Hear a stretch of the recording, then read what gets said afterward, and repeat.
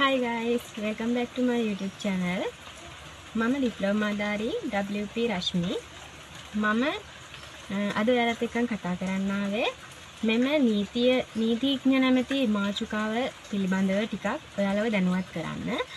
එහිදී ඔයාලා නීතිඥ වෘත්තියට ප්‍රවේශ වීමට කැමැත්තෙන් සිටින කෙනෙක් නම් ඒ වගේම උසස් පෙළ නීති විද්‍යාව හදාරනවමයි කියලා හිතලා කැම්පස් යන්න බැරුව ගෙදරට වෙලා ඉන්න කෙනෙක් නම් ඒ වගේම ඔයාලට නීතිය කියන විෂය ඇඟට උණක් වගේ හැදිලා තියෙන කෙනෙක් නම් ඒක ඉක්මනටම සඵල කරගන්න පුළුවන් ක්‍රියාමාර්ගයක් ගැන තමයි මම කියන්න ආවේ.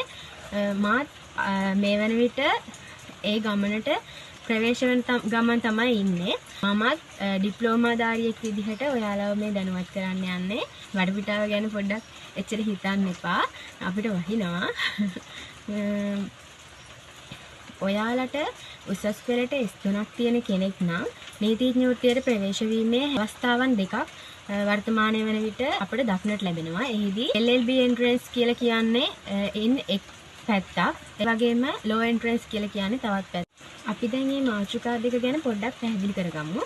එහිදී LLB entrance කියලා කියන්නේ උසස් පෙළ සාමාර්ථ 3ක් ලබාගත් ඕනෑම පුද්ගලයෙකුට වයස් සීමාවක් නැහැ. ඕනෑම පුද්ගලයෙකුට S3ක් දාලා LLB entrance එකට ඇතුළත් වීමේ හැකියාවක් තියෙනවා. මේ 2026 පෙබරවාරි මාසයේ තමයි ඒට ෆයිනල් එක්සෑම් එක තියෙන්නේ. ඒකෙන් තේරුණාට පස්සේ අපිට LLB entrance එක ඇතුළට යන්න පුළුවන්. ඒකට නවම්බර් 20යි දෙසැම්බර් 20යි අතර ඇප්ලිකේෂන් කැඳවනවා. ඔයාලට කැමති නම් ඒකට ඇප්ලිකේෂන් දාන්න පුළුවන්. එහිදී S3ක් තියෙන කෙනෙක් නම් LLB entrance එකට ඇතුළත් වීමේ හැකියාවක් තියෙනවා. ඒ වගේම law entrance එකට ඇතුළත් වෙන කෙනෙක් නම් උසස් පෙළට C සාමාර්ථ 3ක් සහ ඉංග්‍රීසි විෂයට C සාමාර්ථයක් තියෙන්න ඕනේ.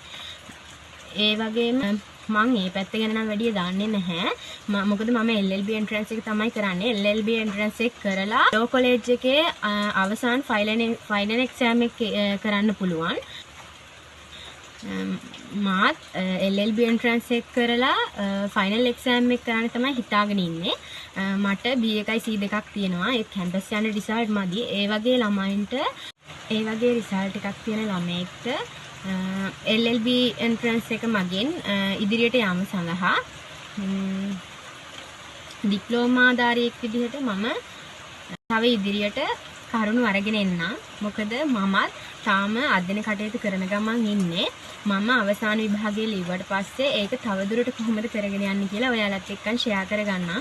දෙවෙනි වීඩියෝ එකකින් හම් වෙනකන් එහෙනම් හැමෝම සතුටින් ඉන්න. බයි.